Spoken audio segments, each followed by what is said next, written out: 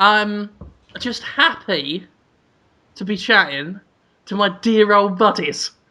Really? No. Oh. No, it's an inconvenience of a Wednesday afternoon, Jonathan.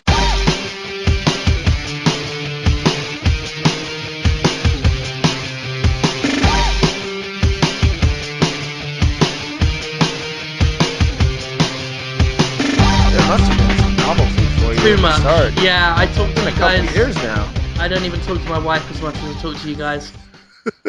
I'll be joking, of course. It's always a pleasure. It is for me too. I look forward to it. A deep pleasure. It is. Do you ever worry that you're not going to be able to keep it up or keep going? I mean, Jonathan, it's the same chemistry every week. Me and Conrad. Ooh. And then you gotta just be an entertainer, live, without any scripting. 20,000, 30,000, 100,000, 200,000, a million listeners, all just waiting for you to be so great every week. It's gotta be tough. It's a tremendous amount of pressure. Yeah. To keep up this level of quality that Podtoid's known for. It's a level of intense, almost sensual quality. Erotic quality.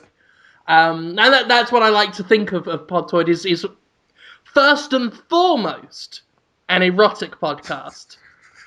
Secondly, a gaming podcast.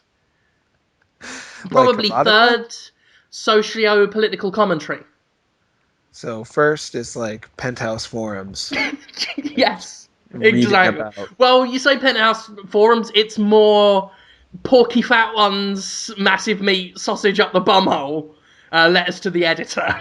I looked up Bailey J, by the way. Oh, did you? You were talking about Bailey J and Gina Michaels. Yeah. Gina Michaels seemed to be a big-boobed Sarah Silverman. Yeah. So that's neat. But and Bailey J... I'm not uniformly into large breasts in my porn. Oh. I'm a man of personality first. Mm-hmm. And Gianna puts the effort in, Jonathan. She cares. And that's what I find important. That she's genuine. She's passionate about what she's doing. Exactly. I like my porn like I like my Podtoid. Intense, heartfelt, and shameful. I do think there's a parallel, weirdly enough. It's a sincere parallel. People want their podcasts, better or worse. They would love enthusiastic amateurs on a podcast who can at least express some real feelings. Amateurs are great, but if they just stutter and can't get their words out and can't get their thoughts out, then eh. And same with pornography. If you get some amateurs, I suppose, that seem like they're really having a great old time, then you can join in on the fun. Absolutely. I consider myself in many ways the Gianna Michaels of podcasts. And I think that's what people want from their podcasters. They want energetic personalities, sincerity, and, like us, the ability to take a good D. And that's what I think all three of us are good at. I think all three of us take a mean D. I don't feel like you guys do. You guys put your foot down if any D's come your way, whereas I feel as though maybe that's because you want to have a firm foundation when you take a D. I mean, I'll put my foot down if that's what the client wants. Some of them are into that, like, stampy stuff. Ouch. Like they want my high-heeled stiletto, like, on their balls. And I will provide that if they find me a big enough stiletto shoe. And Bailey J, she's got a penis. She's got a penis. It's right there. I mean, that's an accepted fact by now. That's something we just have to deal with. She seemed very confident. She was standing there, very pretty, and then penis, and then just like, yes, it is. Yeah. Yes, it is a penis. And again, it's that level of sincerity. There's no need to hide it. Yeah. We'd see. I wonder. Go with the flow, with the ill behavior, I do wonder when it comes to all of the uproar around big boobed, shameless, well, I guess some take it as an attempt to make guys feel horny when Dragon's Crown and whatnot come out. And it seems like pandering, and it seems without any subtlety or tact. I don't know. I think it's just doing a bad job if that's what it's trying to do. Those pictures, if anything, I've heard more guys say not sexy enough. Don't like boobs that big flopping in two different directions at once. It should be more sexy. Not able to objectify this character. Just see it as a weird, floppy friend. That's what really upsets them as well. It might be. Not even being turned on by it, it's the lack of ability to objectify. That's the bit that gets all men off, I've decided now.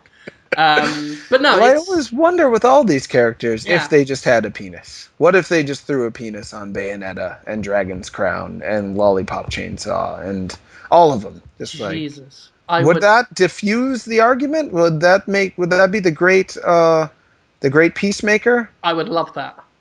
Wouldn't it be good? That would be the great something maker. I'm sure there was a great sexy pun I could have said instead of something. But we just got to deal with that now. That's fine. We got to deal with that now. Yeah. Juliet Starling with a mighty length would suit me down to the ground. I'll be happy with that. Would it diffuse the whole this is bad representation of women if they were all not gender definable in that way? I don't know what it would do. I know, it would be interesting to find out, wouldn't it? Yeah. Then again, I mean, a lot of people have said that they'd like more trans characters in games. Sure. I believe Saints Row is the only game that can most games say, we give you a choice between man and woman. But, it's kind of the more progressive view. That man and woman isn't enough to define what a person is. Sure. What gender they identify with. And Saints Row, I think, is the only one that gives you nuanced options outside of that. You can be a straight cross-dresser. You can have female parts but have a man's voice. You can... It's probably the closest you can get, at least in the mainstream, to tailor-making your own gender outside of the two established, I guess, by society roles. So that's interesting. It's kind of funny, too, because I'm fairly certain that wasn't the intent. Like, it wasn't necessarily intended to be socially progressive so much as they thought it would be funny. That's the sense I get from the Saints I'm Row sure it was capability. But hey, that's just another example of taking advantage of the tools at your disposal and being able to craft your own narrative with it. So. Oh yeah, and they can now claim it was their intention all along to be socially progressive and rake in the kudos, which is I think we need to do that on Podtoid. We need to just make really, offensive, ignorant jokes and hope we accidentally are progressive. We might be progressive. People look to us to tell us how to think about big issues a lot. Oh, or just ask fuck off, Jonathan, you pansexual. What's pansexual mean? All the sexuals? I do believe that's the... no particular preference or all preference. I think I'm ignorant. I don't know. I often thought that would be the closest to describing my own interests. But, and no offense to anyone who identifies with the word, but the word pansexual sounds very Apple Store. It sounds like Apple Store? Oh, you mean where you buy electronics? It's like iGender? There's something trendy sounding about it. And I'm not saying people who use the word are trying to be trendy. I just mean the word sounds like a trendy word that someone would say in a boardroom to describe, a new computer. The Apple pansexual. And I have a problem with all sorts of words. Ketchup is another one. That one, I don't like that word. Whoa, why? I don't know. Luscious. That word makes me cringe. Oh, wow. I like that word. Yeah. So, I don't know what it is. It's certainly nothing to do with what the word means. It's the sound of the word. How about squeegee? I don't mind squeegee. Really? I think I would prefer to be known as a squeegee sexual. How about moist panty liner? Moist panty liner. Okay? My wife hates the word moist. A lot of people do. It's not considered a good word. I don't understand it. I think it's just it's a very perfect description of a state of being. And Like, there are worse words. I mean, absolutely.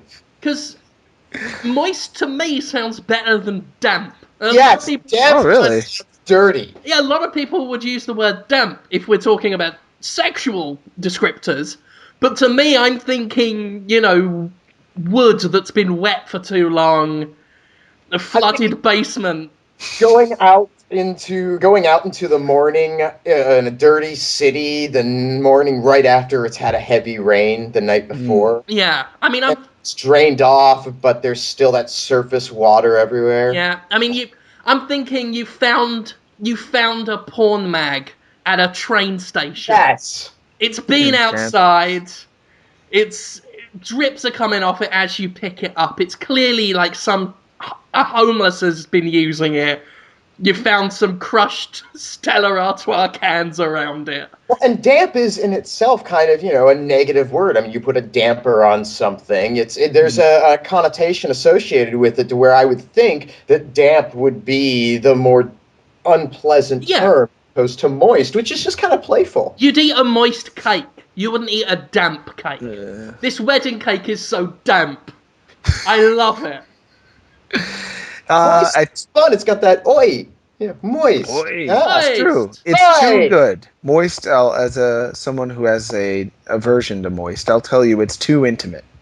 It's like, I'll tell you a quick story about a friend of mine. He would go on long trips with his dad. He's a composer for video games. He's a neat guy.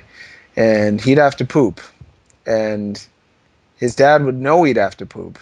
And instead of stopping for a poop, his dad would go, push. Push. And then slowly stick his tongue out of his puckered mouth. Oh my god. Like in slow motion, like it's coming out. Watch, son. A father was doing this to his son. Yeah. Okay. They're very close. Oh, yes. Say.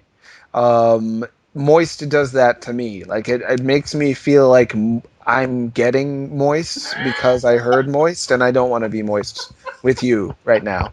Like maybe someone who I want to have make me moist should say moist to me. But there's so few people that I want to have make me moist. So few. So you're saying, your problem with the word is simply context. It's too effective. It is like if I had to poo and a dad was going, push. Push out that moist poo, son.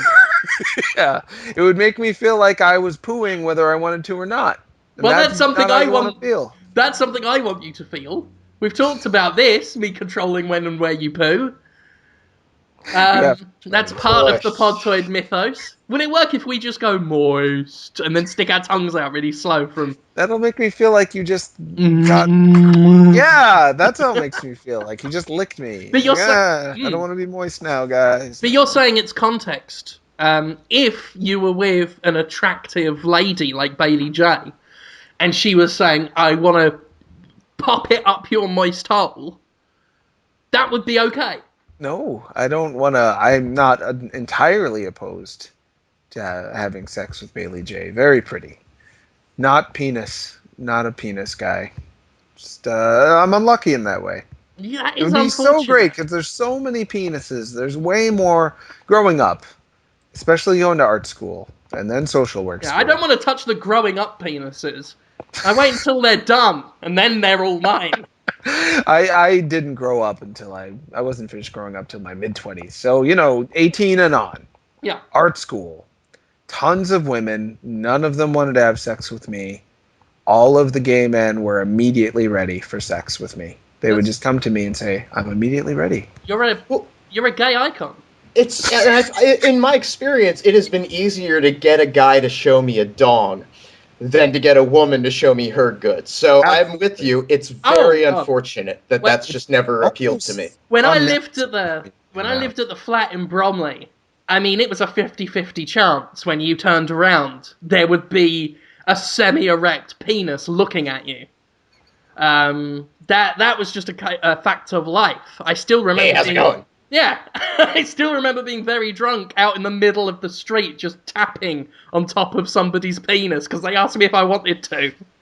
He just got done pissing up a wall, turns round and just says, "You want to touch that?"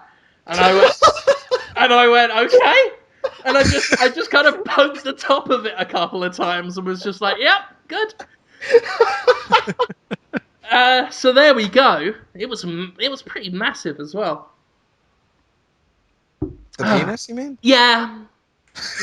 Oh, okay, yeah. Yeah, that Hey, was you're the living night. life. That was the night I drunk homeless person's cider. It wasn't cider that belonged to a homeless. It was the cider that the local homeless people were famous for drinking. I think it was called White Lightning. Did you drink that before or after the penis? I was already quite drunk. But yeah, then I was very physically ill in my bedroom. And because I was so drunk I couldn't move, I did it in a cardboard box and then just fell asleep. And that soaked through onto my computer. Whoa, I'm glad you survived. I'm pretty sure that all of the misfortune that could have happened to us in our lifetimes has been karmically transferred to you, Holmes. Yeah? No, I've had some... Are you kidding me? Like, all of the stupid, moronic, bonehead actions we've taken that should have been a complete fucking disaster.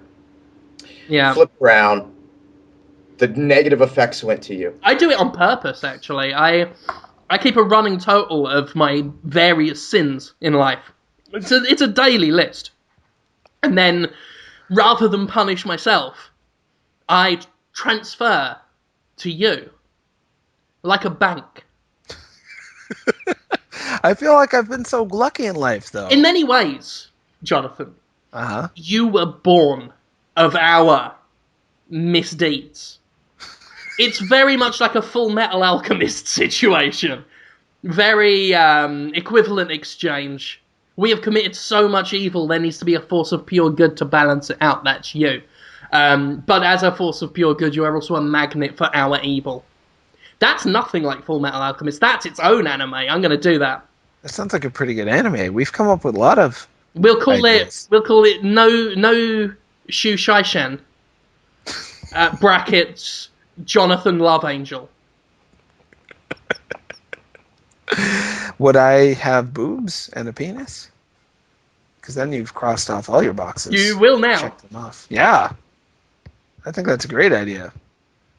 I think I really do want more of that. Jonathan Holmes Love Angel. No Shushishin. That's how the theme tune would go. I'd look terrible with boobs, though. I'd need a pretty face, too. I don't think boobs go with man face. But I don't know. What do you guys think? Boobs, man face? Can it be done? Yeah, well, I don't see why not. Yeah, it shouldn't be so restrictive. Putting up barriers. Just do what you want. Enjoyment. Yeah. That's my message in life. Do what you want. I've started watching Gordon Ramsay's Kitchen Nightmares. So that's me breaking all the taboos. Yeah, I actually wanted to talk to you about it. Me? Yeah. Why? Well, yeah? I've been He's such a jerk. It's hard for me to get behind him. It's brilliant. He goes in, he says, "Your kitchen is shit, you fucking ape. Cook me all of the filet mignon, you idiot." I've seen it. Holmes, have you seen the original British production? Of course. I'm talking to Holmes. Oh, I have no idea. I've seen him go in and be like, "Mama, you got a great restaurant here. oh, fuck! And then just look at the kitchen and be like, this is shit! And she's crying. The tone is completely different in the original production. It's actually, like, it seems helpful and healthy, and, like, Really? he's depressed and disappointed that these things exist, but he's not, like, necessarily as mean about it. It doesn't come up as staged either. Yeah, it doesn't. The American version, it feels A, a little fake, and B, it's just like hyped up the anger because they want to humiliate these people. It feels very American. Yeah. In that way. But I've been looking at all these restaurants and just thinking, there's all these, because some of them really are like backwards mental people. And I'm thinking, if they can run a restaurant, why can't we? A lot of reasons. I like this. I like where you're going with this. There's no reason. Right? It's really hard. Picture this, right? Mm-hmm. Boston's favourite son, Jonathan Holmes, opens up a brand new diner in the heart of Boston. You've got the culture, you've got the leisure, you've got PAX East every year. That'll draw in a huge crowd. Overheads. Okay? We call it Gordon Ramsay's of Boston. I don't see why there'd be any problem with that. And I've come up with some great meals that we could serve the people that you're going to cook for them, Jonathan, as head chef.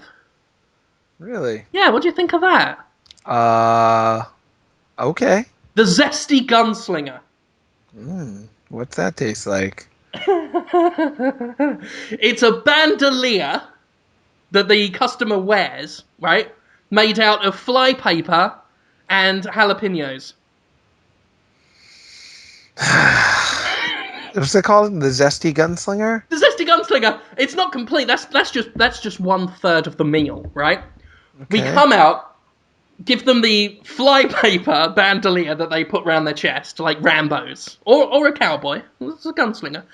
We've stuck a load of jalapenos on that, right? The rest of the family, the women, the children, the men, whoever's, depending on whoever's wearing the bandolier, can then gather round the wearer and just eat the jalapenos off with their mouth. Like, pull the jalapenos off of the fly paper with their mouth. We've also given them a belt with 2 gun holsters, right? Pickle each in them. Now, hang on. Wait a minute. No, I think we're going about this wrong on presentation. Really? I haven't even got to the hat with the onion on it yet. Well, I realize, but the customer wants presentation, but they don't want to eat off themselves. I think what we really need to do is have Holmes come out, stark naked, right. except for the bandolier and the holsters with the pickles in it and the nacho hat. I'm assuming nacho hat. It's an actual cloth Stetson hat. It's a proper Stetson, but with an onion on top, in the dip at the top. Right. Yep. And I think it's really the way to go. We get the smallest. This will be a fun game for the family. We get the smallest child to stand in front of Jonathan. They're about waist height. Stand in front of Jonathan with the little girl's mouth wide open. And Jonathan can bow his head, and the onion can roll off the top of the Stetson. It's a full onion. Roll off the top and land in her mouth. Is this a sex restaurant? No. Because people it's a family restaurant, you disgusting animal! We have the real Gordon coming down saying, you can't have sex with kids, you dirty pig. You fucking People are gonna take it as some sort of sexual innuendo or suggestion. Stick your dick in her mouth. I don't want to do that. So then we'll be all right. You just bow your head, the onion rolls off your hat, giant unpeeled onion lands in the girl's mouth. The only passion that should be aroused in our restaurant is the passion for food. The passion for food and the passion of the bully bandito. That's your other character when you're not being the Zesty Gunslinger. The families are all at their tables, they're all eating. You kick open the kitchen doors, run out wearing a black cowboy hat and a bandana around your mouth, with a potted cactus in your hand. You spin round with your eyes closed and just let go of it in the restaurant. Could hit the wall, could hit a customer, could hit the ceiling fan and go everywhere. That's the risk. That's an element of chaos, an element of fun in the evening. And so this is like a every 20 minutes or so? Every 20 minutes or so, it's, oh shit, here comes the bully bandit, hide. Yeah. No time to get our plates, just get under the table. We'll pick the bits of cactus out if it hit the ceiling fan and went all over our food. What do you think of that? I mean, as head chef, obviously, your time's important. Really? Yeah. And we shouldn't do it. I mean, I would like to run Once an hour. No. Rather, It's not that important, Holmes. We could have a restaurant. It would be fun. Night. We could have real food. We got real food? I've got an entire fucking menu sorted out. And rolls for all three of us. Okay. So, okay, chef. I'm going to start calling you chef. Right? Mm-hmm. Actually, at Gordon Ramsay's of Boston, we do things a little different. You are not head chef, you are head chungus. Oh, that's a surprise. Yeah, it is. See the chungus. What's a chungus? What is a chungus, Jeb? The person who cooks all the food. Is that what it... Yeah. So when people on Twitter are saying, I want to finger your chungus, which they say to me, what they mean is, I want to finger the guy who makes all the food. I want to finger the guy who cooks all the food, i.e. you. That's still not good, actually, now that I think about it. The Dirty Garden. This is one of our famous starters. It's a starter salad. It's a normal garden salad, right? Lettuce, tomato, onion, if we've got enough. After, because I imagine the Zesty Gunslinger is going to be very popular. Cucumber, cheese, grated cheese. But instead of croutons, we've torn out vaginas from porn mags that we found under the railway and under bridges and put them in instead. Pictures of vaginas. Yeah. Ugh. Yeah. Really? Yeah. Disembodied vagina picture? Oh, yeah. It's not what people want. It's a dirty garden. Excuse me, I'd like to start off with the Zesty Gunslinger. This is a customer. I'd like to start off with the Zesty Gunslinger. Yes. Would you like a side salad with that? That's me. Would you like a side salad with that? Yes. What's this dirty garden? It's really good. It's lettuce and porn. Oh, that's fucking lovely. I'll have that. You can swear in here, sir. It's Gordon Ramsay's of Boston. You're fucking encouraged. Well, shit, yes. Get me that, you clitoris. There's clitoris in the salad, sir. So that's just typical of the many exchanges we'll be having in Gordon Ramsay's of Boston. Oh, jeez. It seems like a negativity, kind of a bowl boundary. of spaghetti full of barcodes. You can't do that. We get Boston's finest ceramic bowls. Dump a load of al dente spaghetti in there, which we bought from Walmart, and just stick in a load of barcodes that we've cut off of products.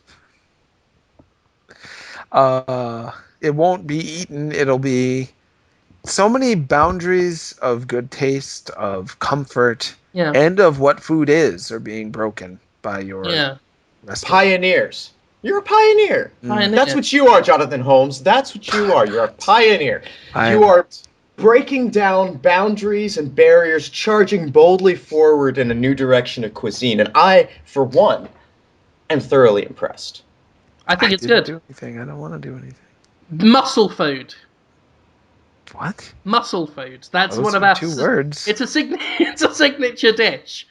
It is 2 He-Man Masters of the Universe action figures duct taped together and covered in tomato sauce. Those are expensive. Would they be the retro ones, or they don't make those anymore? So that's like $30 a figure. Well, it's going to be an expensive meal. I guess so, unless we go to a lot of flea markets. It's going to be on the gourmet menu. And we'll have to put on the menu, we can't guarantee that you'll get He-Man himself. Okay? Some of you unlucky ones are going to get Man-at-Arms. I'm sorry. What is Stratos? Was that the guy who somehow flew Oh with God. just very small feathers Yeah, sticking yeah. out of their arms. If they get Stratos, they will get 50% off the meal. if I'm honest, but that's a good one. Strawberries painted with enamel paint. Ah, that was almost food. You were like, Jason's, this started as food, yeah. and then we unfooded it. It's called Jason and the Amazing Technicolor Strawberry Plate. It's a tasty crunch. That's just frankly mean spirited. The other ones, well, the vagina salad one was also maybe mean spirited, but then the other ones were almost like avant garde mistakes. But this is back to mocking the customer. Like, you I don't wanted get some this. food, we ruined your food, and then gave it to you. Conrad, you're the sous chef. So, I mean, are you unhappy with any of the menu selection so far? I should say, as sous chef, Conrad's main job is pouring Coca-Cola on everything. Right. That's pretty much the only sauce we do. And I think that's no. I'm very very comfortable with what we have on offer. I think we've got something for the vegetarians. We've got something for the people who want a little fun and action tableside. This could really take off. It feels just thematically whole, coherent. Yeah. I mean, yeah. Together you'll be working on one of our signature side dishes, ribs and coke, which is baby back rib bones in a bowl of Coca-Cola. Almost food. There's a time when I would eat that. See, it's almost food. It's good. Well, we're gonna get those. We're gonna get those snobby marrow-eating fuckers. Yeah, with that. Exactly. It's it's hurting people. It's asking for money to attack a person. It's bad. No one will want it. People. So there are. I mean, don't get me wrong. There are internet cafes that use dial-up modems on purpose. There is a restaurant. Maybe it's around you guys too, but here in Boston, it's called Dick's Last Resort, where the waiters are mean because people want something different. So yeah, so you want to know. You want to know if you want evidence of what kind of a shithole Dick's Last Resort is. There is one in Las Vegas, on the Strip, in the Excalibur. So there you go. Yeah. I don't know what that means. What do you mean? It's in the Excalibur. What's the Excalibur? It's a highlight. The Excalibur it used to actually be a pretty neat hotel, like 25 years ago. But now it's where Destructoid goes to stay for CES because it's dirt cheap. So there's precedent for what we're doing, is what you're saying, Jonathan. Oh yes. Yeah. Sun-cured sugarfish. Sun-cured... Yeah. Sun-cured sugarfish, not sugar-cured sunfish. Sun-cured sugarfish. We take a whole fish, basically whatever one we can find at the seafood section of the local Walmart. Leave that out in the sun for a few days. Bring it back in, open its mouth and stuff it full of Haribo, and then that's a meal. It hasn't been cooked. It has been pre-rotted. It has been... It's been sun-cured. It is forcing... The tribes of Mundaba out in the Sierra desert swear by sun-cured sugarfish. Is this right? Yeah. They Dry survived. old fish and Haribo. They're an ancient, tribal, proud warrior race. They were eating sun-cured sugarfish back in biblical times, and they've not stopped. Who were they? What? You can't say them again, I bet. It's whatever I just said. I just said. Are they from Australia, or who are these? Plate sandwich. Plate sandwich. Yeah, yes. Alex came up with this one. Yeah? It's a plate between two plates served on a plate. Can't eat that. I mean, if it's candy plate, maybe. Yeah. But if it's plate, then can't chew. Can't chew it. So you're not too keen on these meals so far? No, it's bad. It started off bad, and then it got worse. And okay, well, I'll tell you what. We've got a bar as well. And this is my principal job. I'll be the barman. Okay. We don't say that anymore. The bar person. Okay. The bar stud is what I would like my job title to be. So I'll be the bar stud. I like that. The bar stud of Gordon Ramsay's of Boston. And I've prepared a little drinks menu. See what you think of this, right? A day at the beach. That's one of our signature cocktails. That Okay? sounds nice. It's a day at the beach. It's a glass of salt water and sand with a used syringe in place of an umbrella. That's not a good day. That is a bad day at the Jonathan! beach. You work at a hospital. I do. We can get plenty of used syringes. This is a nice cheap meal. You can't get... They're put in biohazard bags and disposed of. If I were to... Well, if they're in biohazard bags, then we won't even need to bring our own bags. Actually, I tell you what, once a week, let's just break into your hospital and help ourselves to as many biohazard bags as possible. Even as well as syringes, I'm sure there's some good stuff in there we can use. That's dangerous stuff. It's scary. It's infected with the One things. man's dangerous infection is another man's treasure. That is not true. I hate to contradict you, but no one's treasure is... Well, You sound like you love contradicting me. I don't. I feel badly about it, and now that I think about it further, you're right. You have decided that this is your treasure. Yeah. Therefore, who am I to say that? Exactly. I'm very proud of this drink. The Return of Jafar. See the Aladdin character? Yeah. It's a Middle Eastern themed drink. Mm-hmm. Right? Gasoline filled up in a gravy boat. Gasoline because Middle East. Oil, petrol. Gravy boat because it looks a bit like a magic lamp. It's cool looking. Damn right, especially Can't when we drink talk... it. What? Can't drink gasoline. Yes, you can! If right? you do it, burn it. Put It burn you down, all the way down. We put the gravy boat on the table, we toss a match on it, like one of those cool, trendy, flaming drinks they serve in posh bars. It's an exploding drink. It doesn't explode.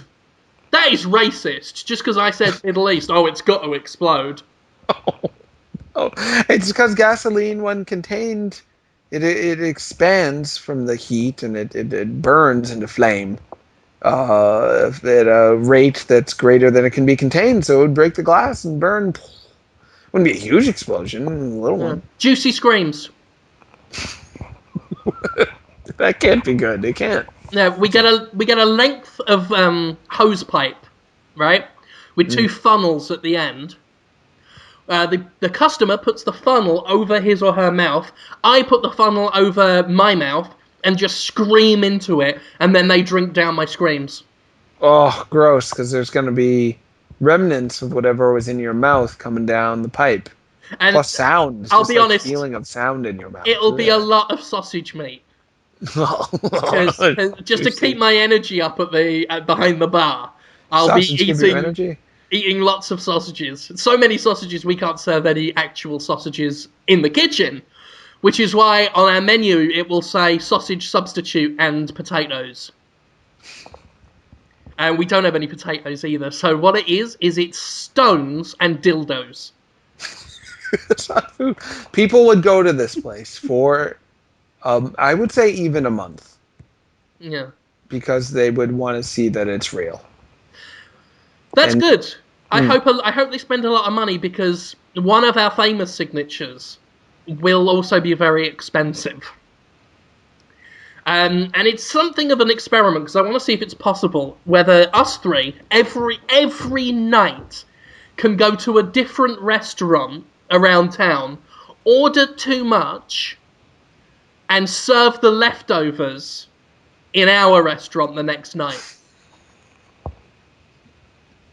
So that's a way to serve food. It's very green. And then that'll be the manager's special every night. So can I interest you in the manager's special, sir? What have you got? Half-eaten steak and some cold Taco Bell. Yeah, we shouldn't be ordering too much food. We should just be rifling through their garbage cans. That's the cheap alternative. Yeah. How about that? We served the food that other stores couldn't sell the night before. It is not okay. Okay? No. Actually, it's part of a growing movement of people who are subsisting this way. And I really think that we could capitalize on this, cash in, and just like give people an environment where they can enjoy these sort of new urban delicacies that have been arising in the last 20, 30 years. Green meals, we call them, right? Green meals. What we do is every night we go dumpster diving around town. We go behind the McDonald's, behind the Wendy's, behind, French restaurants, Italian restaurants, Chinese restaurants, wherever. Gather everything up into a dumpster of our own that we keep in the alley behind our restaurant. People order the green meal. We go into the dumpster. It's potluck. We've got a giant ladle as big as a man's head. Whack that in the dumpster and slop that on a plate for them. They could get a bit of a taco. They could get some fried shrimp, some rice, and a half-chewed Big Mac bun. And while they're eating it, they're happy in the knowledge that they're giving something back to Mother Earth. Recycling. Green meals. Conserving resources. Yeah, we could call the restaurant, actually, Gordon Ramsay's feed dumpster. Gordon Ramsay would be so mad. He would sue, for sure. Gordon Ramsay's moist dumpster. Oh, there's the title. So what do you think of that idea, Jonathan? I think that it is dangerous and sad, but in a way that is not as directly, it's not aggressively hurting the people. It's inviting the people to die and to cry. And it's strange. And some would take you up on it. The shattered of our world. And there are maybe many.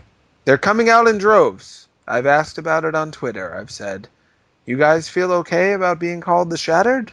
And they're making fan art about it. Oh, they've embraced it. They are 100% are owning it. Yeah. And if you called this place the Shattered, then customers of a type would come.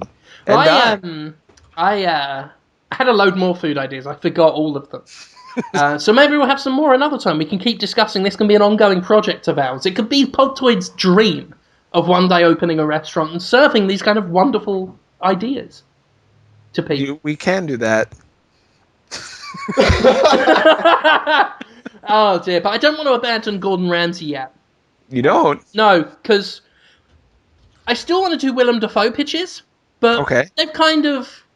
The time between them's gone on for a bit, We can't just have these ideas every week, Sure. But as I've been watching Kitchen Nightmares, I've been having ideas. Gordon Ramsay's a hot talent. Yes, we should come up with reality TV show ideas for Gordon Ramsay. Yeah, what's his talent? Shouting, mostly. Which I can respect. Right? I had this great idea called Fucked Into a Restaurant. People apply to the show thinking they're applying for Kitchen Nightmares. They're millions of dollars in debt. Their restaurant's about to be closed down. They need help. So they go to Chef Ramsay, please Chef Ramsay, help us out. Gordon Ramsay turns up, is in town, he's like, right, I've been told about this restaurant, they're 10 grand down the hole, it's a shambles, I'm going to sort it out by being fucked into that restaurant. We get footage from inside the restaurant, they're going about their normal daily routine. Then suddenly, the door's kicked open. Gordon Ramsay is there, bent over, naked, pants round his ankles. Behind him is a giant fat man, looks like Uncle Phil off Fresh Prince of Bel-Air. Oh, sure. Fucking him up the arse. Whoa. So hard that it just pushed Gordon Ramsay through the door violently. The Uncle Phil looking man thrusts a few more times. Just, and Gordon Ramsay's hands on his knees, just holy mackerel, fucking hell, he's almost sick. It's so intense. And then they just walk back out backwards. He's still inside him, and they just waddle back out backwards, close the door, and leave. And that's the last that restaurant sees of him. And, afterwards, Chef Ramsay is, putting on his clothes again, just looking at the camera in the middle of the street. I thought that went very well. I felt a lot of energy. I felt a lot of passion.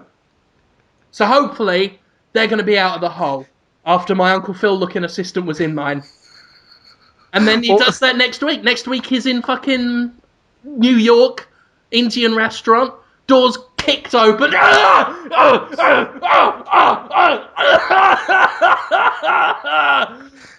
both hurt, it sounds like. Holy mackerel. Fuck me. Right, let's fucking go. And then they're off. It's a service he's serving. Oh, yeah. Yep. Yeah. Imagine the excitement. I think it'll help the restaurant industry overall. Because customers will never know if they'll be one of the lucky few who watched Gordon Ramsay get fucked into a restaurant while they were eating their spinach. People do want to see something happen. Yes. And it's something they want to see something they've never seen before.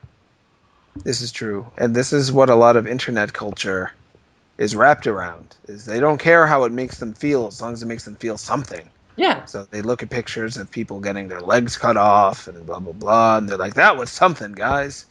Gordon Ramsay, he's a celebrity. Pretty neat to see him in the act. People might watch the sex tape, too. Yeah. They definitely would watch the sex tape. They watch the sex tape. He's considered... he's considered to be incredibly attractive. A lot of ladies love him. Yeah, I had no idea. Really? Yeah. He's a heartthrob, like you, Jonathan. Not particularly Especially fit. in the UK, he's considered very attractive. Yeah, well, I mean, that's because of UK standards. Well, they're lower, I understand that, but he's a fit guy, and... Sort of. I mean, he's not unfit, but he's not a model. He's no Beckham. Every time I see him, he looks to me like a puppet, a wooden puppet that was carved in the 18th century. He's got that kind of look to his face. It's kind of rounded exaggeration. Did people think that Simon Cowell is attractive, too? I just thought he was the cooking Cowell, that guy. People love Simon Cowell. Attractive? Like sex attractive? I don't know, but I reckon on the Christmas special, we'll have Simon Cowell fuck Ramsay into one of the restaurants, and we'll get a lot of viewers. I've been watching The F Word. Actually, I was just watching it yesterday. It's another Gordon Ramsay series from the UK where he's got like another restaurant. It's sort of like a scaled down model of Hell's Kitchen, but with no focus on the competitive aspect whatsoever. And like filmed segments with like a restaurant critic going off and seeing things, doing expose reporting on food stuff in Britain. It's actually kind of fascinating and a bit older now, but he's really interesting. Really? There's so much range that this guy could have, and he's all the women on there that are talking to him, they're just fawning over him, and he's spending time talking about his low sperm count. And that's it. That is range, and that is confidence. I'd love that to be a show for him. It's just his my low sperm count with Gordon Ramsay. Every week is like, well, let's see if the results are different this week. Still low. Well, he's got that Hotel Hell series that they had like half a dozen episodes of a season, I guess, earlier last year. Maybe they should send him to check out prisons. That'd be nice. And then he can see how the prisons operate from inside as an inmate. With very high standards. Very high filmed? I don't think you can film... Stinks of piss in here! Holy mackerel. Does he say holy mackerel a lot? I've noticed he says it a lot. That is fun to say. I figured if... Sorry, go ahead. Oh, no, please go ahead. Well, I was going to say, we can capitalize on the sexuality angle with the showers and all of that. And, maybe we can... Is that what that is? We can have a sequence every week where he sees how well the prison guards, how quickly they respond to attempted rape situations or shivvings. Just I think various, it's fantastic. and he can criticize the quality of the assaults. Yeah. Yeah, I'm hardly scared. Oh, come on! You call that violence? That would not go over well. That ship's a piece of broken glass, you shit. Get a screwdriver. His rep would be shot because he has a veneer of being secretly nice. That he's one of those guys who just is so Well, the thing is, serious he gets upset, but he's secretly a sweetheart. Well, his persona has been hyped up. When you watch him, he literally just cares. Yeah. And I actually like. I love watching the guy because he doesn't just scream and shout apropos of nothing. The guy clearly has reasons, and in most arguments, he actually lets people shout at him and then just looks at them incredulously, which is better than him shouting, being so confused that people fight back at him, and his confusion wins the argument. But anyway, I want to see him get fucked into a restaurant, is what I'm saying. And there'll be another reality TV show idea for Gordon Ramsay next week if I'm not bored of the idea, which there's a high probability I will be. It'll be hard to say. You have so many ideas. I just imagine you have to. It's for you filtering which ones you're going to say. Most of them get pushed out. Really? Yeah. That's great. I start thinking of, rabbits with human breasts. And then that pushes everything else out. How would they run? How big are the breasts if they're too big? They're, normal human size. So their little legs they're off the ground. They'd have to adapt to kind of hedgehog-style rolling. Yeah, or just hind leg scamper or skip. It's the best visual image. Oh my god. I see a lot of rabbits in my neighborhood, so I look at them run a lot. Lola Bunny in Space Jam let us think it would be fun. But turns out the reality, not so much. So think about that next time you go encouraging science to run amok, Michael Jordan. What? How did Michael Jordan do that? He wrote Space Jam. I've been all for human parts on animals and animal parts on humans for a while. Well, people think it's weird. Hey, if that cool. had existed, Roger Rabbit would have stayed within his own goddamn species. Like he goddamn well should have. I thought cartoon was their species. As long as you're drawn, then you're equally unreal, and therefore it's all okay. That was the message I got from Roger Rabbit. It was kind of don't think about species or gender or any sort of boundaries, I don't know. I disagree. Made out of stuff. No? Stop drawing Brian Griffin having sex with Lewis. I have to wank with one eye closed. So you don't see Brian? So I block it out. And then I just pretend someone's just got a very red dick. People do really think about cartoon characters having sex. It's a real way to get your pornography noticed, I found out. Yeah. Yeah, I was told this recently. Should be more of it. There's a video game in the works by I wouldn't call him a pornographer, but he is to pornography what we are to video games, I guess. Well, shit. No. Skid Row Trash, loyal listener to Podtoid. He's promoted Podtoid on his pornographic website, actualfreecams.com. And he's started a video game called Actual Free Cams the Game. And I encourage you all to check it out. It's only about 5 minutes done so far, but he's really onto something. It's pretty exciting. I downloaded the executable for that. Uh-huh. And I hovered my mouse over it for a minute. And it's not that I, don't trust Skid Row Trash or whatever. It's just, but I had to stop and pause and think, do I want to have my mind completely eradicated right now? It's a pretty good game. It is... Nothing happens in it, really. So it's an episode of Seinfeld. It kind of is. There's 3 conversations. I don't want to spoil it, but long and short of it, there's an old man who just wants to masturbate in the basement. This is sounding a lot like Seinfeld. There's a broken bottle that contained blood for some reason, and just stuff that's gross in the basement. But he's married to a beautiful young woman who just thinks he's hilarious. And they'll be like, where's the credit card? I need to download more pornography. And she'll be like, oh, you're so funny. I don't know where the credit card is, but if you find it, have all the fun you want. What? And their dynamic is charming. I want someone to do that for me. It is living the dream in a way. Here's the gold card. Mm-hmm. Buy as much as you want. That's actual free cams, the game. Wow. Still in progress. Check it out though if you have fun. Skid Row Trash, give us some porn. There's no porn in the game. Give us some porn. It's got porn though. Give it all.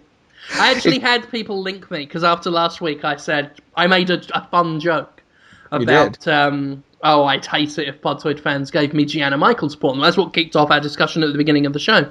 So obviously people did that.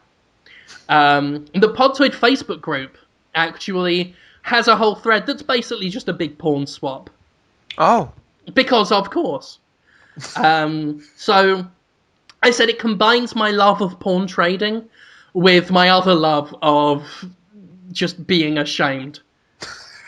So there are people there, they're linking Gianna Michaels porn. I can't remember the other girls they were finding. The girls and I think maybe some men and cartoons. I hope Bailey J would get involved.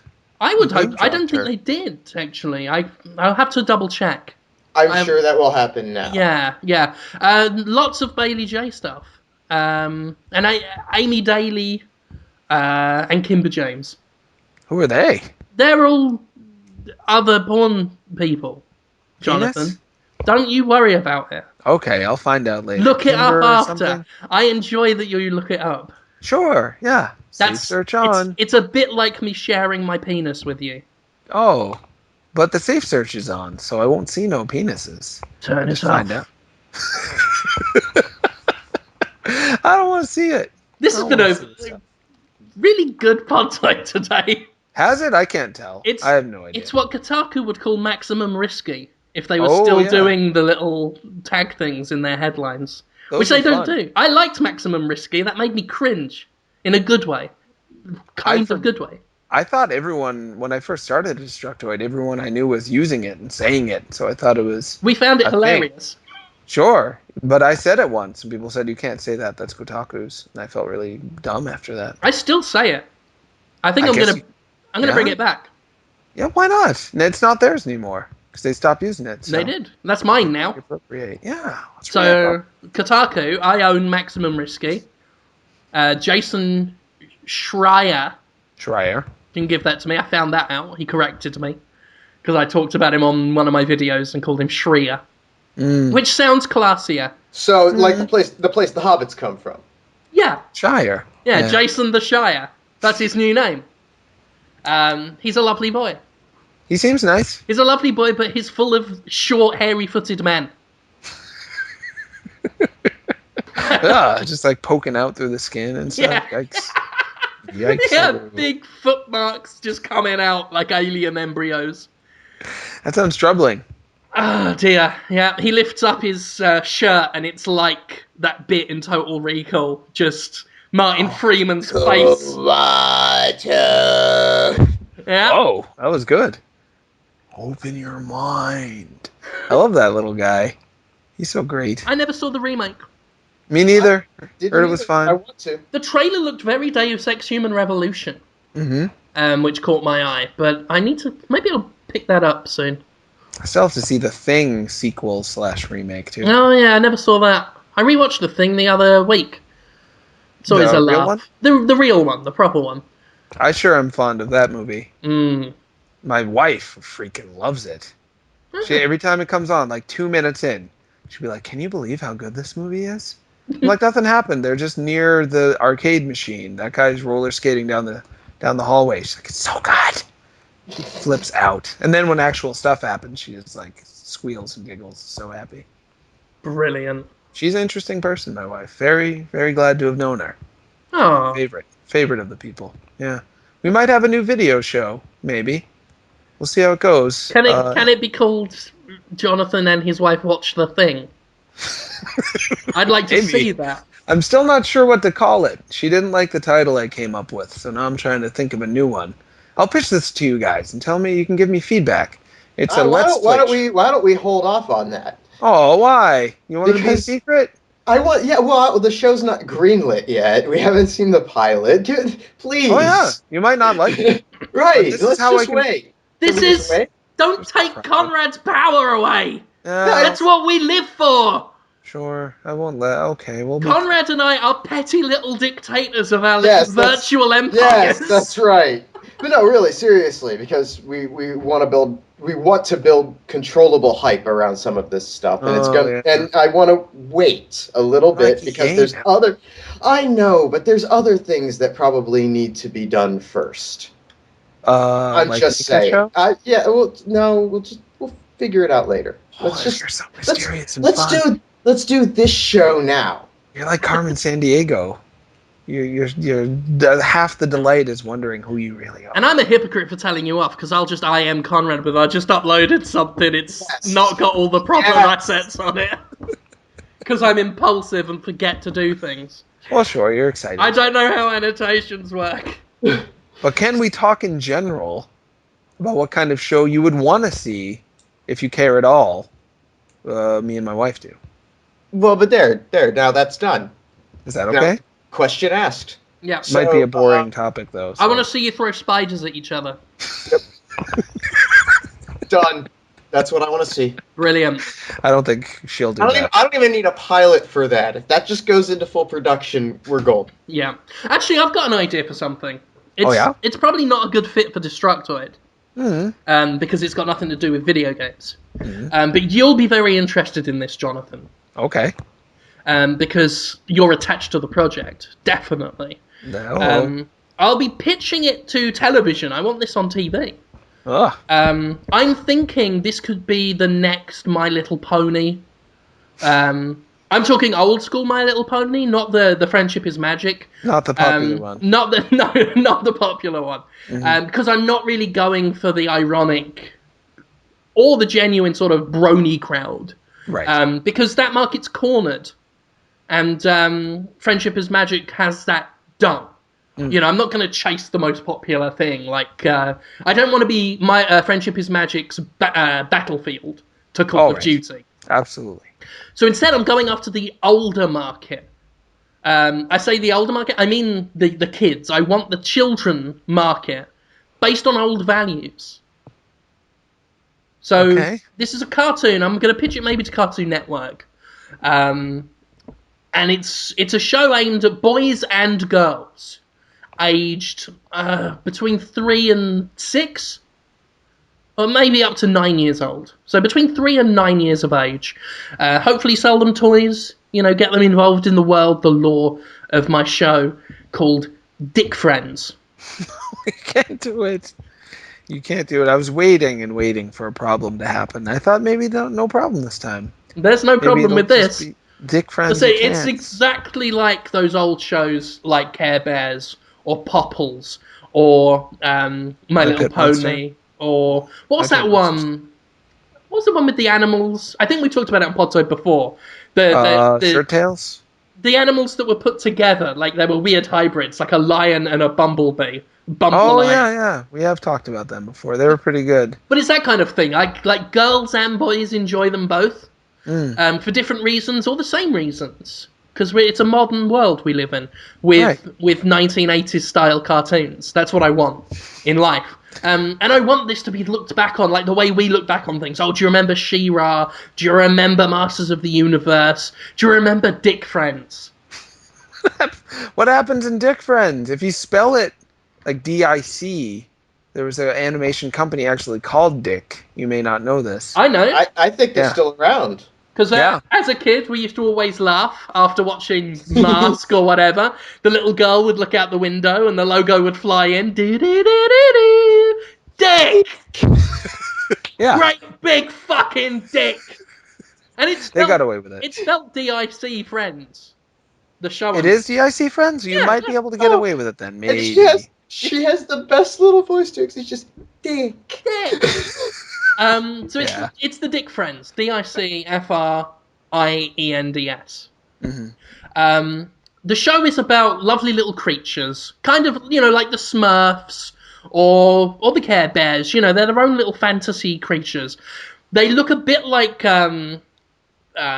babies, but brightly coloured, exaggerated features. They've got big old cute heads, big old blue eyes, lovely cute little eyelashes, a little curl of hair at the top. They wear just pants that look a bit like diapers. And they live in big mushrooms, big purple mushrooms in the middle of the forest, like the Purple Smurfs. mushrooms? Like the Smurfs live in big mushrooms. Yeah. And every week, a villain comes along. I'm thinking something like Noha from, I think that was My Little Pony. This hooded evil figure. It looks like the Grim Reaper every week it comes in. Might be voiced by Willem Dafoe. Oh. He's a So good actor. yeah, so this is partly a pitch for you, Jonathan, partly a Willem Dafoe cartoon show pitch. Every week he comes in, he's called something like Skelethrex, the Nightmare Devourer. No, the Nightmare Spewer, because that's scary. You don't want him eating nightmares. So he's Skelethrex, the Nightmare Spewer, and all he wants, like a good cartoon villain, all he wants is to destroy the lives of everything cute and lovely. Oof. Like all good villains in cartoons, I want to destroy the lives of everything cute and lovely, and the Nightmare Spewer kids wanna die! He sounds terrifying. Too scary for kids. Well, I mean, again, I've often noticed the cartoons aimed more at girls had scarier villains. Than the cartoons aimed... the cartoons aimed at boys. Megatron was a badass, but he wasn't scary. Skeletor was a badass, but he wasn't scary. Nah! Not scary. Go to She-Ra and you've got Hordak? Hordak, fucking he's tougher than vampire? Skeletor. Yeah. And Noha, which is just the Grim Reaper. So we can do that. So we've I got thought this... the dude on Strawberry Shortcake, what was his name? Grumple Teaser? He's like the pie man. He was just that man who was going to make you food that would kill you, maybe made out of you, because all those kids are made of fruit. And he's like, I want to make pie made out of fruit. Get the picture? Don't kill me and eat me. Well, there you go. It's terrifying. Yeah. So every week, Skelethrex the Nightmare Spewer comes up with some ingenious plan, usually given to his bumbling henchman, I don't know, Ballsack. Balsak, so that's not rude. Ballsack, who's this giant sort of fleshy lump with wiry hair on it. Oh. And one big eye. And he's just, oh, boss, what are we gonna do this week to stop all the Dicfriends? Oh, this week we're gonna burn their big purple mushrooms down. And then he'll do the plan.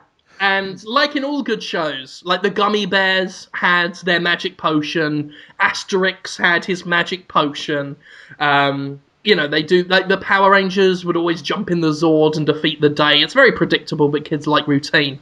So every week, it looks like Skelethrex is gonna win. It looks like I'm gonna win. And then the Dicfriends are like, not so fast! Dicfriends! Suck each other's dicks! Oh, you can't do that. And the Dicfriends get their tiny little penises out. Oh, and they're no. curly, like a pig's tail. And they pop those out the front of their little tiny... Curly? Yeah. We don't want to be Like a rude. corkscrew? Yeah, we don't want to be rude. So they got a curly little penis. They pull that out of their pants and just start sucking each other. Oh, it's tasty. Oh, no. And the other ones, the ones who are being sucked, have their hands behind their heads. Oh, And wow. they're looking up at the trees, just, And then every week it's like, oh no! Someone as evil as me could never withstand the satisfied sighs of true friendship. And he runs back to his nightmare castle. Looks like sucking dick saved the day. Remember... Wait, why does that so... Suck a mean D! He is Skelerex, or whatever his name is. Skelethrex. Skelethrex. hates these guys Yeah. because they're so happy and wonderful. Yeah, like true But friendship. then Hates he it. sees them really happy, and then he's like, I guess not. Like that. Instead Well, of like, oh, I hate that they're having fun and then killing them. yeah. He's like, oh, well, not that kind of fun. I can't say no to that. And Well, then you see, leaves. when the dick friends suck each other's dicks, Uh-huh. the size of relief coming from these little fun creatures is so intense that it gives off this special aura, this magic aura that's in tune with the forest. And that genuine, sincere love is like poison to Skelethex because he's a being of pure evil. So it's like the Care Bear stare, which is all their It's good feelings. exactly like the Care Bear stare. It's the Dick Friend sigh. But it's just a sound, a moist sound, might I add, of... It's like if one Dick Friend is sucking off another Dick Friend, and it's just them, just the two of them, it'll bother Skelethrex the Nightmare Spewer, but it's not gonna like hurt him in any way. Because there is one episode called Bumbles and Trixie Get Captured. And that's two of them. Bumbles is a blue one, Trixie is a pink one. And they get captured and thrown into the castle of 1,000 screams. And it's like, they go, well, quick, how are we going to get out of this one? Looks like I'm going to have to suck you off. Please hurry up, he's coming. Oh, you'll be coming soon. Wow. Okay, I'm just gonna get my fucking penis out. And then he gets his little penis out, he starts sucking it off, and Skelethrex just laughs, just this is the castle of 1,000 screams! And you just hear all these people just screaming, just like real genuine, like it sounds really torturous. Like the bit in Event Horizon when they look back at the video log and there's all that torture. And it's just screaming and it's just drowning out the satisfied sigh. So they just lose, Bumbles and Trixie? No, because eventually the Dick Friends come, and they also bring their animal friends of the forest, and they surround the castle. And it's not just the Dick Friends then, you've got squirrels sucking off elks, you've got bears sucking off hedgehogs, just all of the animals of the forest, and the Dick Friends are all just sucking each other off. Oh god, look, Winston the Tortoise has got it wrong again. He's performing analingus on a swan. Oh god, he never gets it right. He's the bumbling sidekick, but we love him. And their unified sighs of sweet, sugary satisfaction crack Even down. swans going like... Well, not that swan. It didn't want it up its ass. Oh, but it didn't like the analingus? Yeah. No, but that tortoise wasn't letting go. He loved it. The swan was like, just stop it, you idiot. And the castle falls apart, and Bumbles and Trixie run away, and then they all run back to the forest.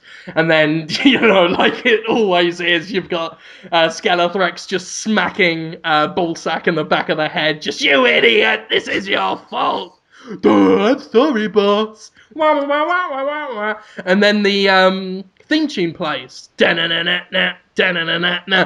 the Dick Friends. They look like babies, but they talk like adults. They're the Dick Friends. They suck each other's dicks. They're the Dick Friends. They look like babies, but they talk like adults. They're the Dick Friends. Jonathan wrote this.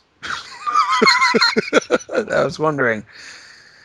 I hadn't forgotten that I was tied to this. You're attached as head writer, and we mean head in all senses of the word.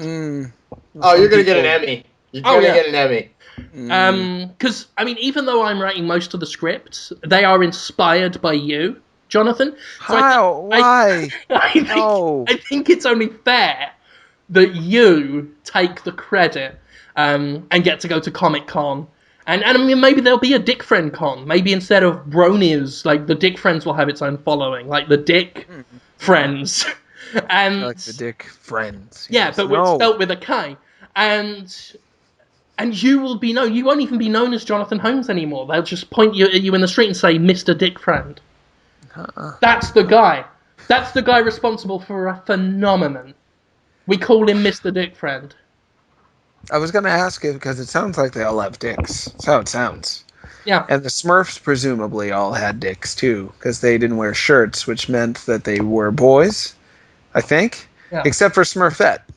Then they made one woman who a lot of the Smurfs wanted to date, and it was presumed it's because they would have heterosexual sex. That's what I Yeah. inferred anyway. I think it was implied. Would the Dicfriends have a Smurfette equivalent in any way? They've all got dicks, but some of them are wearing bras. So that's the girl ones? Yeah. But they got dicks too, like Bailey J that we were talking Like about. Bailey J. You know, A we thought lovely we lady. want more, trans ideas in cartoons. But not even one vagina in there. They're the Dicfriends. You're right. You are right. They are the Dicfriends. There could be a spin-off later, kind of Yeah. like the Snorks was. Oh yeah, for the Smurfs. Yeah. we could have the Pussy Pals. There we go.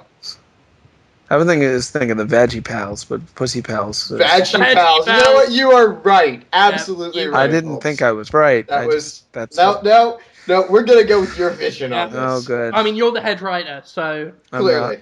we'll talk of the day that the head writer, by that point called Mr. Dicfriend, coined the term Veggie Pals, and a new show was born. I think vaginas are great. I wouldn't mind if there was a little more pro-vagina propaganda, but I don't know if it'd be good for kids. It might confuse them about the appropriateness of having your genitals out, which is not appropriate. You should keep them not unshown. Don't show them. Why? Message I would want to show to kids at the end of And every make episode. them ashamed of their bodies. No, just it's a boundary you don't want to break because it can be psychologically a lot to deal with. Genital chat or any sort of genital anything that can be a little too much for a kid to deal with. Having it out, whatnot, makes you feel very vulnerable. So, no, you just don't want. You're ruining this now. Well, I had a fun every little episode I cartoon would- idea, and you're... No.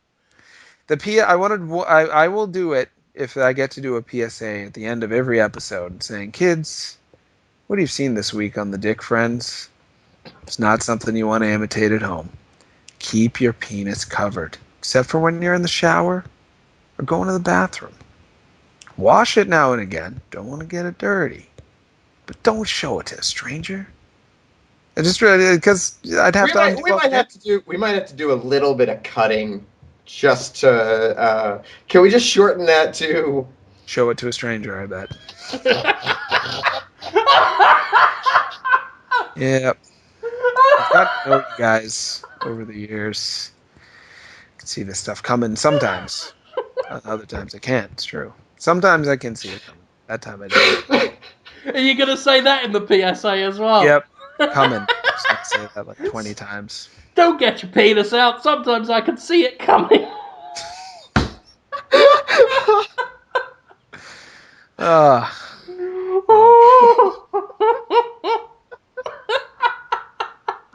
It's a sad idea. It is. Sad. I'm imagining all this being in the PSA as well. The whole thing. Just after the cartoon, just you, just... and I'm picturing him with like Bill Cosby at the end of Fat Albert in the painter's suit with the palette in his hand. He's trying to paint. He's talking. I'd be too depressed to paint. Especially because it won't be paint in that palette. Oh, what'll it be? It'll be Oh, colorful.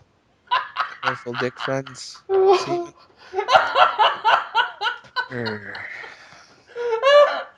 you're just there trying to paint with gum. I wouldn't want to smell. Just smelly. sad. Just saying, oh, it's smelly. It makes you want to leave. I hope you enjoyed Dicfriends this week, kids. I sure didn't. That's about right. Yeah. I should do. We haven't talked about video games really at all, should we? Is it too late now? I think the show's been going for almost an hour and a half. Yeah. I mean, I was going to talk about D&D. Dungeons and Dragons? Yeah, I had my first All right. real proper game of it. Oh, really? How'd it Yeah. go? Not bad. It was a good laugh. Never really had the friends into that kind of thing, because we were too busy poking penises in the middle of the street to play D&D. It was a different kind of D&D. But, you know, I've friends out here locally in the Mississippi area that I've made over the years. And we're all into it. They've been playing Kingdoms of Calamar, and I had a go on it, and that was good fun. Sounds good. Yeah. So who was your character? Tell us about your character and your adventures. My character is Vox. Picked it out of a book. Had a go trying to be neutral evil. Neutral evil fighter. They needed a fighter because they picked a ridiculously unbalanced team, apparently. Ended up with like a rogue and maybe another rogue and a wizard, and couldn't do anything. So we had another guy join us. He was a cleric, and then I picked a fighter. Normally I like to do Healy type stuff. I was going to be the cleric, but ended up as a fighter. Extremely racist character. Hates orcs and elves and all that kind of stuff, because the area of Calamar it's set in is extremely racist, so I just thought I'd follow the crowd. So that was cool. Had to go at the fighting, killed some orcs. A guy Flannel is the DM. He's awesome. He does. It's not just all combat stuff. He makes sure that there's lots of role playing and talking, and because these are my friends, everyone's fucking each other over and going into rooms together to discuss how they're going to stab the other guys in the back. So it was a good laugh. I'm into that now. That's my life now. Sounds fun. I love role playing. I mean, I'm not a big D&D fan, mostly just because the general fantasy setting stuff doesn't appeal. But I played it. That was the first game that got me into role playing. My father had bought a set when I guess it released, or not that long after. Like, it had built up hype and people were talking about it. He's like, I like games. So he went and bought it and like read the stuff and said, this is not for me, and put it up on a shelf. And so for my 10th birthday, he gave it to me, and I cut my teeth on that stuff. And it's just in the last few years that I haven't really played role-playing games, because I'm now, in a position where I don't have a whole lot of people that surround me that I know and have the time to get together and do it. But it's incredibly good fun. Yeah, I mean that's what always stopped me, was there was none of my friends were into that kind of stuff. In fact, a lot of my friends weren't even into video games. Mm-hmm. Really. So apart from, Louis and my brother were, but. So this is the first time, and it's not just D&D. I mean, these guys have been doing all sorts of gaming stuff, so hopefully there'll be a lot more different types of role-playing. We did a lot. We talked on Podtoid a few weeks ago about board games we started up. So it's exciting. One of the things I'm actually looking forward to now is now at PAX Prime, when I go, I'll be able to have a look at all that stuff now. Because there's always that kind of board games, role-playing games, card games, all that kind of stuff that goes on. And now I can go out there and scout for stuff to bring back here for the guys to play, which I've never been able to do before, so I'm looking forward to that. And obviously, if people have recommendations, they're welcome to give them to me, and let's see if the others are interested in it, and we can give them a go. Interesting. Yeah. Have you gone to BoardGameGeek.com yet? No. Just do it. Okay. It's a whole world. It's amazing. A brilliant community, helpful, kind. Like, you wouldn't believe it was on the internet. And it's just people who love board games, love accurate information about board games, love exchanging like news about releases. So if there's any information about what's happening in board games, that's the place to find it. And then their forums they have set up, you can say, I have this game, but it's missing these parts. Does anyone have these parts? And people will find you and say, I have these parts. I think you mentioned this before on Podtoid, actually. It's amazing. It sounds awesome. Just go, and then everything's rated and reviewed, and there's all sorts of great game ideas and fun stuff to check out. Just go. Board Game Geek. Cool. Well, I hope to get into it a bit more, and you should. I don't know if we'll talk about it on Destructoid, but I'm sure at some point we'll do something. Now that I have Jordan living with me, I keep thinking like, he doesn't like board games, and I think it's because they don't move on their own. So, but I keep like fantasizing that I'm gonna pull out a board game and I'm gonna break him of it. We have a copy of Nightmare, that VHS game that is Atmosphere on DVD. Yeah, I've got a copy of that, so I think we're gonna try that one of these days, and maybe I can get him to play some board games with me. We ordered that recently. Atmosphere, the Harbingers, which was always my favourite one. Need to get everyone together to play that at some point, because the whole video is on YouTube, so you don't even need the VHS. Oh my god, I'm such an idiot. That's never even occurred to me. Yeah. We got a smart TV, so just whack it up on YouTube and well, I could get all the expansions. Yeah. Oh my god! I can't tell you how many times I've only played that first one over and over and over. Well, no, because they did completely different stuff for the DVD versions. It's not. Well, I mean, I guess it's technically theft from someone. It's like copyright infringement to distribute it, but there's no money changing hands. So, it's illegal. Let's just say that it's illegal. When I used to do live stuff, I used to do live comedy with a guy in London, and he and I once watched the entire Harbingers video without playing the game, obviously, and just watched it in real time. Eagerly just sat there in silence, anticipating the next time the gatekeeper would appear on the screen. And we became so enamored with the gatekeeper that we once decided we'd close out our show with a sound clip of it, which in our minds made total sense. It was a sketch show, we did some sketches, and we said, well, you know what, instead of letting the audience know the show's ended, instead of coming out and bowing and taking an applause, we will play the end of the Harbingers video on cassette, just over the speakers so they'd hear it. In our minds, this was brilliant, because we thought we'd hear the Harbinger say, "It is over, you have lost, and you have only yourselves to blame." And they'd take that as the cue that the show was over, think that's clever, and leave. Not only would that not have worked if they'd even have heard it, they'd have thought it was just maybe a lead into another sketch. They applauded over it. So in essence, they didn't hear it, and we didn't come out to bow, and ended up looking like we just left the building and left the audience to it. So instead of our massive epic ending that in our heads thought would be compelling and deep, they just left the room in a long snake of confusion. You were a victim of your own success, Jim. If the last bit had flopped, they'd have all heard it, gotten it, and you'd have been a genius. Exactly, and most everything flopped in the show, so it was just a bad placement of one good idea. It reminds me of Treasure of the Four Crowns. Have you guys seen that yet? No.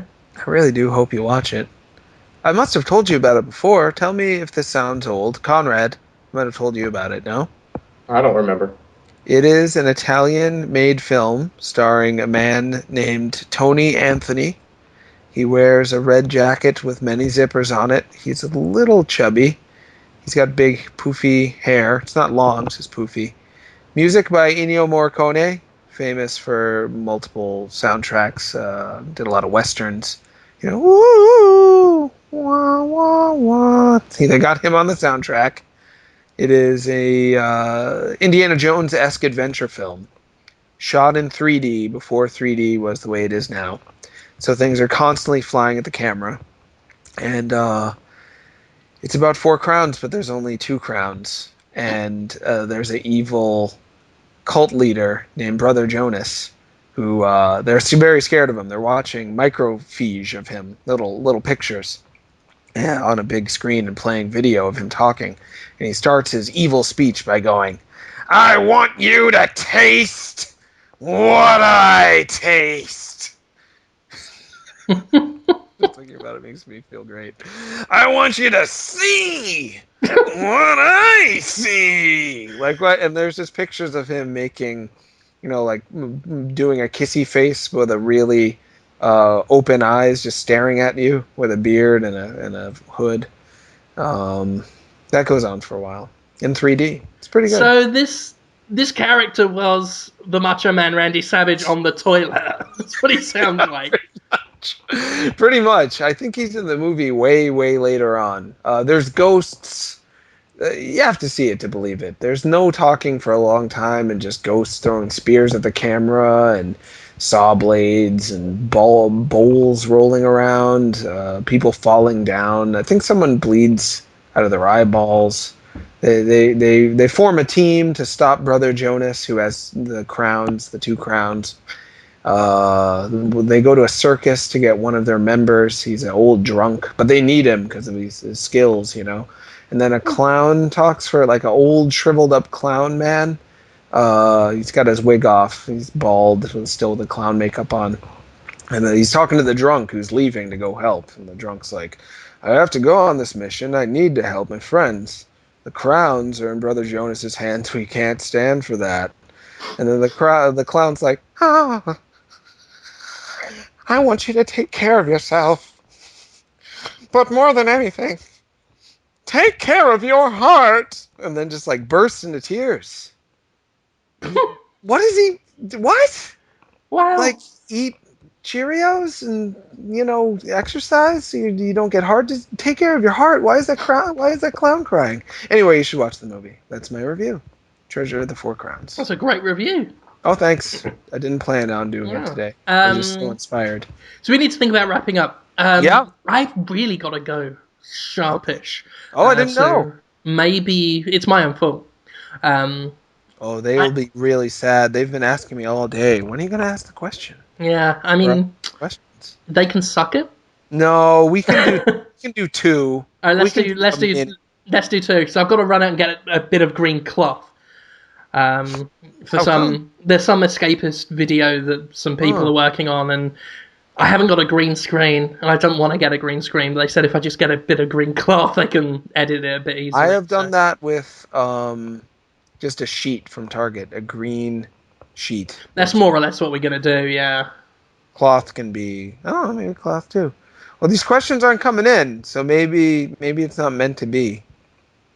I'm still looking. I was talking with a couple of people who follow me on Twitter. Love Effin' Deluxe. And this other person I don't think follows me on Twitter. Uber Bada Nikki.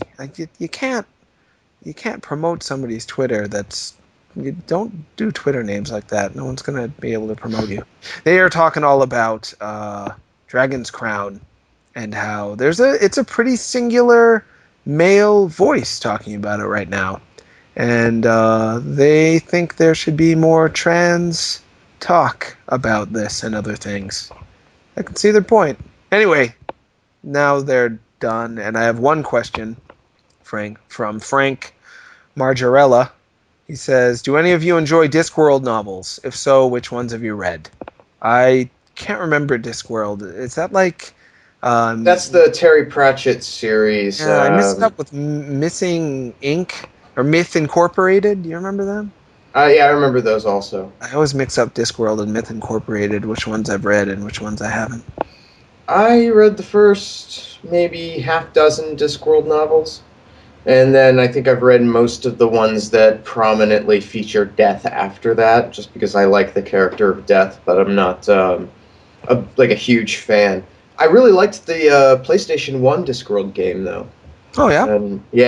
I had an ex-girlfriend who had it, and I don't really miss her, but that game was fun.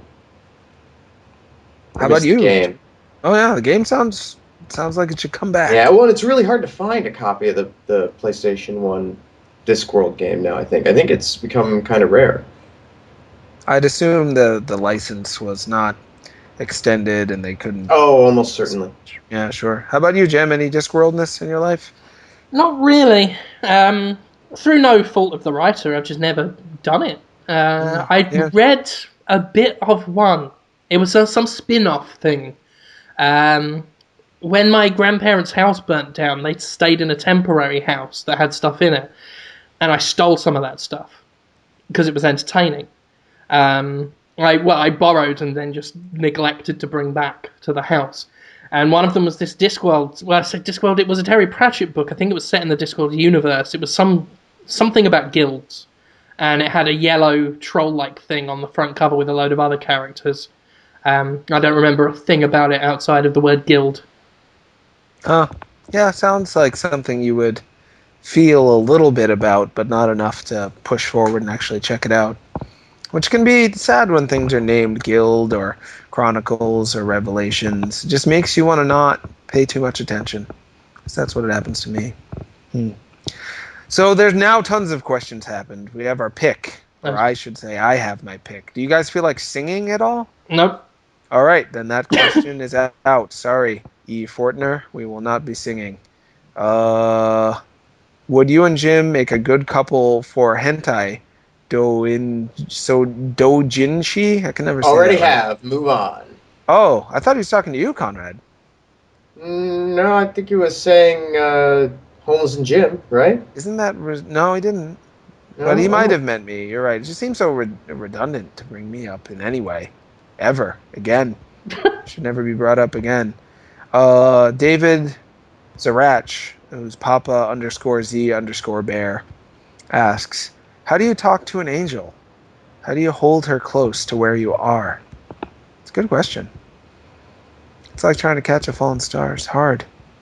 I figure if I go to sleep, I'll sober up, and when I wake up, she'll be gone. Yeah, confidence. You just start talking, and I have to hope a lot that my feeling comes across in my vocal tone and my body language and how I space out words.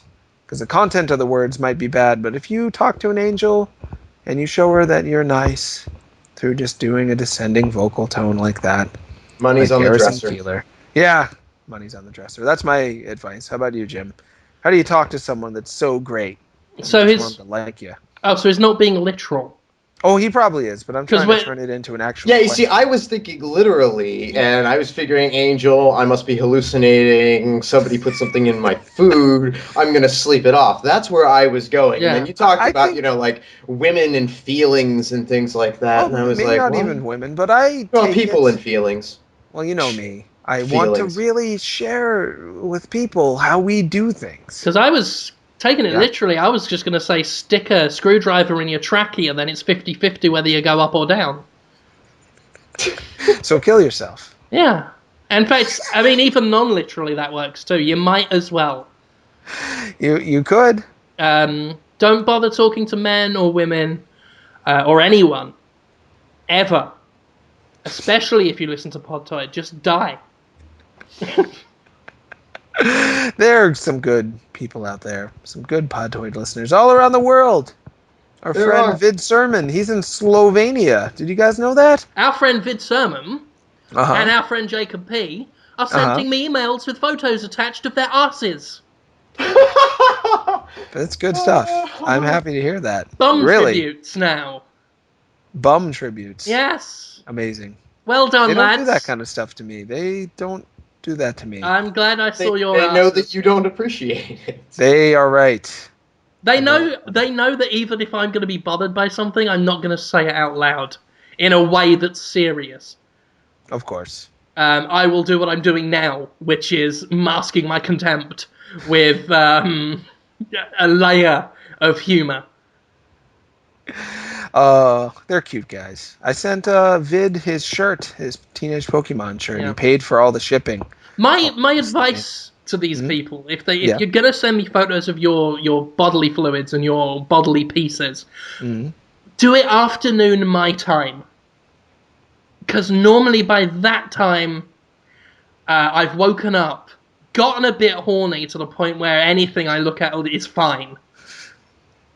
If you do it where I've been asleep and then I wake up and check my emails in the morning and then that's one of the first things I see, 5 a.m. to 6 a.m. I've not had my coffee, I'm already feeling sick because of the effort of getting my fat ass out of bed.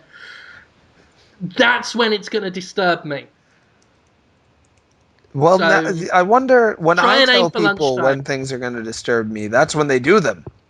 So this will be a true test as to whether they want to amuse or disturb you. Hopefully just amuse. I hope so. We'll see, guys. Yeah, we will. So we'll talk about the things we're doing this week. I guess I'll start. we've got the rerun of Sup Holmes with LaGrudge and Yeah, Rugged. about that. It's not up yet. Or we don't. It's not up. I mean, it will be soon. It will be Ish. soon. Like Watch for today. that. What an Ish. interesting episode that was. Two It was men. pretty interesting. I thought so. I was riveted. Large men with tattoos, drinking beers a lot, rambunctious, playful. Not the a lot of people have the idea of an indie developer and he's got a scarf and sideburns and he's sipping coffee at a cafe that's much more underground than the one you normally go to. Not these guys. Drinking beers, yelling, good times. Really enjoyed them. That's Mike Lowhouse and Vieco. Oh, I can't remember Vieco's last name all of a sudden. Rats. Fun guys. They announced 2 games too on the stream, so that's news. They made a game called Crunch. It's kind of an obstacle course platformer without the platforming. You just need to get through an obstacle course quickly and not die. You'll die pretty frequently. Has a little bit of a Cannibalt feel. Recaps your death and tells a little story with it each time you die, which is fun. Really nice art direction. Can't say enough good things about the game, actually. We reviewed it on Dtoid, gave it an 8 out of 10. It's a great game. They've got 2 new games, Binge, which is in the world of Crunch, except you're now a giant Cyclops monster destroying everything in the world and just eating and devouring and destroying, which sounds pretty fun. And Chihuahua Libre, which was described as a cross between Excitebike and Mario Kart, except you are luchadors riding on top of chihuahuas. And my first reaction, of course, was, so are these little luchadors or big chihuahuas? And they said, oh no, they're both normal sized. So you're just a large man sitting on a small dog racing against your friends. Seems pretty fun. So watch that rerun. It's going to be on the YouTube channel, Dtoid TV's YouTube channel, and listen to it on iTunes. And then this Sunday, according to the schedule, we have Sean Velasco back. We had him on last year, I think it was, for Way Forward Vember, back when he was working for them. I can't remember what game he was talking about at that point. But now, of course, he's broken off with his own people, doing Yacht Club games. They had the hugely successful Shovel Knight Kickstarter. I think they got about 4 times their intended goal from the start. So we'll be talking about all that. Can I have some of their money? They've never said anything bad about you, Jim. But they have said, oh yeah, Jim Sterling. He gave Blood Rain, what'd you give that again? Like a 2? Yeah. Yeah, so they can't help but maybe not give you their money. Well, Adam Tierney still likes me, and he's still at Wayport. That's true. Did he give any of his games a 2? Well, he worked on Wayport. Well, Sean actually... Blood Rain? Blood Rain was like Sean's baby. Oh. Adam, I think you've liked all of Adam's games. I think the lowest one you scored was probably... Did you do Book of Memories? I can't remember. Well, it ain't my fucking fault if Adam's the better one. And I think they listen to Podtoid, too. So they like you. Well... But I don't think they'll be giving you any money. Well, give me some money.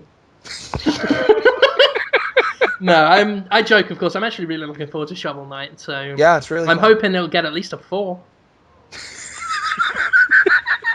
Let's see. So according to the schedule, he's on. I hope he remembers. I will write him a reminder email tonight because he's so busy these days he might have forgotten. If not, we'll get somebody else on. But that's the plan for right now. And I don't know if I'm doing anything else too major. Maybe. I can't say for sure, so I won't say anything at all. How about you guys? What you doing? I have... Well, let's see. There's a new episode of The Question up right now.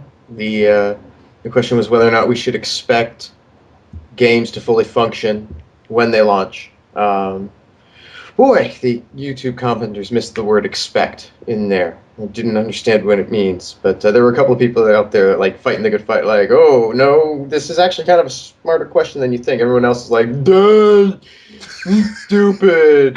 Conrad, it's so fun for me. You're really entering the world. It's one thing when you do videos that have a pretty small net. You know, they're not going to attract hordes of people, as I've often done. And the comments on those videos are usually people that came because they really wanted that content and they knew what to expect, and they write a comment accordingly. You're now spreading this huge net with the question, so you're knowing what it's like to bring in all kinds. Everything that goes up on that Dtoid YouTube channel is prone to that. I mean, it's just I was avoiding posting to it for the longest time, trying to find ways around having to do it. It's actually been interesting doing it. I mean, it's a lot of fun, and it's not to, I'm not like besmirching, the people that are on there. I'm not like talking shit about them. Nope. It's really entertaining, in a lot of ways. The variety is there. Yeah, and there's some negativity there to an extent about some things, but I think people who view the channel are getting used to seeing stuff on there that isn't Max and Terra exclusively, which who could blame them for getting the impression that that's all that there was? I mean, that channel sat more or less abandoned for a very long time. So, hey, I always had some junk up there, didn't I? Right, but how long would it be between junk? Yeah. Sometimes it would be a long time. Sometimes it would be months. Yeah. I mean, it's totally understandable.